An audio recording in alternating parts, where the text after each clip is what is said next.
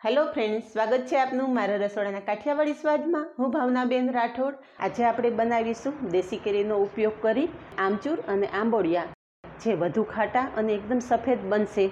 तो विडियो पूरेपूरो जोजो अने विडियो पसंद आवे तो विडियो ने लाइक शेर अने सब्सक्राइब करी पासे रहेलुं बेल प्रेस करो जेथी आवनारा नवा विडियो सौथी पहेला आपने मळे। तो चालो बनावीए बधी टिप्स साथे आखुं वर्ष स्टोर करी शकाय तेवा आमचूर अने आंबोडिया। तो आमचूर पाउडर बनावा माटे थईने अहींया मैं 1.5 किलो देशी केरी लीधेली छे। आमचूर पाउडर बनावा माटे देशी केरीनो ज उपयोग करवानो। देशी केरी स्वादमां वधारे खाटी होवाथी आमचूर पाउडर एकदम सरस खाटो तैयार थशे। अने आमचूर पाउडर बनावा माटे एक सीक्रेट इन्ग्रीडियंट्स उमेरशुं। विडियो बिल्कुल स्कीप कर्या वगर जोजो। तो अत्यारे मैं केरीने सारी रीते धोई कोटनना कपड़ाथी साफ करी अने लीधेली छे। तो केरीनो आपणे आ पाछळनो भाग अलग करी लेशुं अने छाल उतारी लेशुं।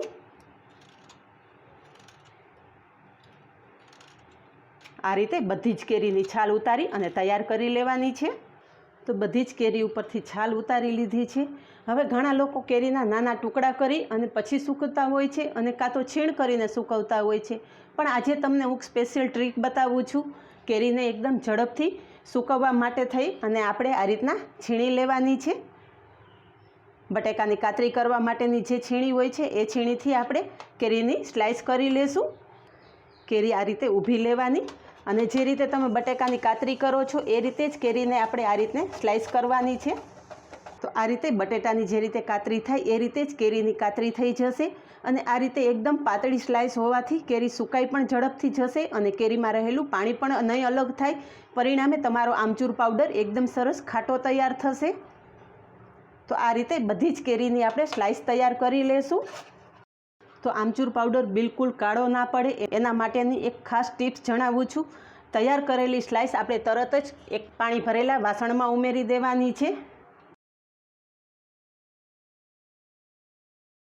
आ रीते केरीनी स्लाइस तमे पाणी भरेला वासणमां उमेरशो तो केरीमां रहेलो स्टार्च दूर थई जशे। परिणामे आखा वर्ष सुधी तमारो आमचूर पाउडर एकदम सफेद दूध जेवो ज रहेशे।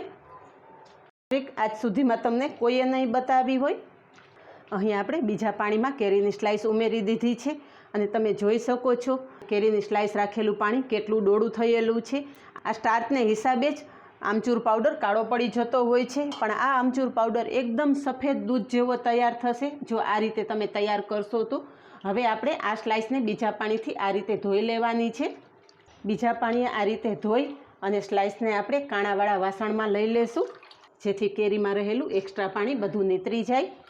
अत्यारे ज तमे केरीनो कलर जोई शको छो कि एकदम सफेद दूध जेवो छे। तो आ रीते बधी ज केरीनी स्लाइस आपणे पाणीमांथी काढी अने काणावाळा वासणमां आ रीते लई लेशुं। हवे केरीनी स्लाइस पाणीमांथी एकदम सरस નીતરી जाय एटले कोटनना कपड़ा उपर आपणे पाथरी देशुं।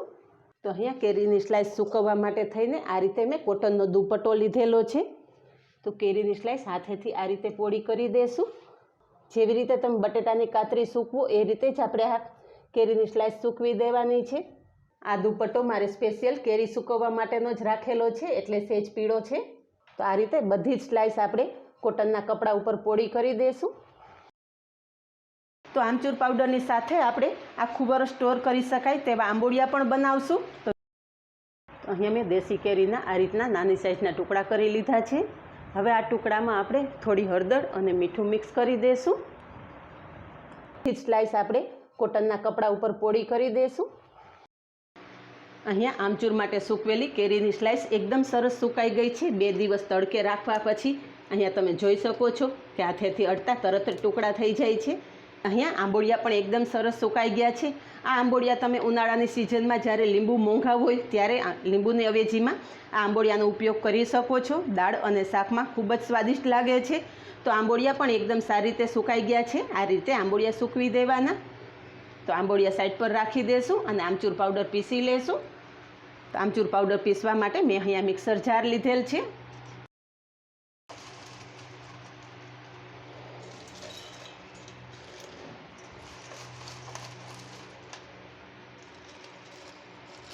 तो केरीनी स्लाइस आपणे मिक्सर जार में लई लीधी है। अहींया केरीनी स्लाइस अर्धी मिक्सर जार में लीधी है। हवे आ आमचूर पाउडर आखू वरस सफेद दूध जेवो रहे अने बिल्कुल खराब न थाय ए माटे आपणे આમચૂર પાવડર સાથે અડધી ચમચી મીઠું ઉમેરશું. મીઠું આમચૂર પાવડરને પ્રિઝર્વ કરવાનું કામ કરશે અને આમચૂર પાવડર સફેદ પણ રહેશે. તો આમ કેરીની સ્લાઇસ બધી પીસી લેશું. અહીંયા આમચૂર પાવડર થોડો પીસાયા પછી બાકી રહેલી કેરીની સ્લાઇસ પણ મિક્સર જારમાં ઉમેરી દેશું.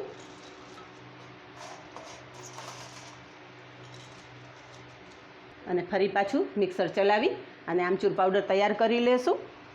અહીંયા બધું જ આમચૂર પીસી લીધું છે. તો આ રીતે ઝીણા કાણાવાળા હવાલામાં આપણે ચાળી લેશું.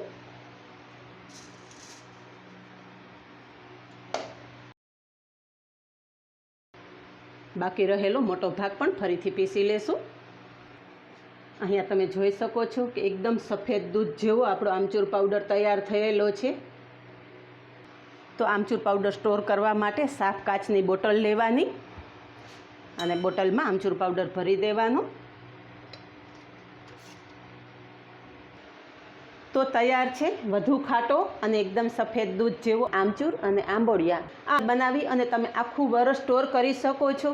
તો બધી જ ટિપ્સ સાથે બનેલા આમચૂર અને આંબોડિયાની રેસીપી કેવી લાગી? આજે બસ આટલું જ. મળીએ નેક્સ્ટ વિડીયોમાં. ત્યાં સુધી બાય. Thank you.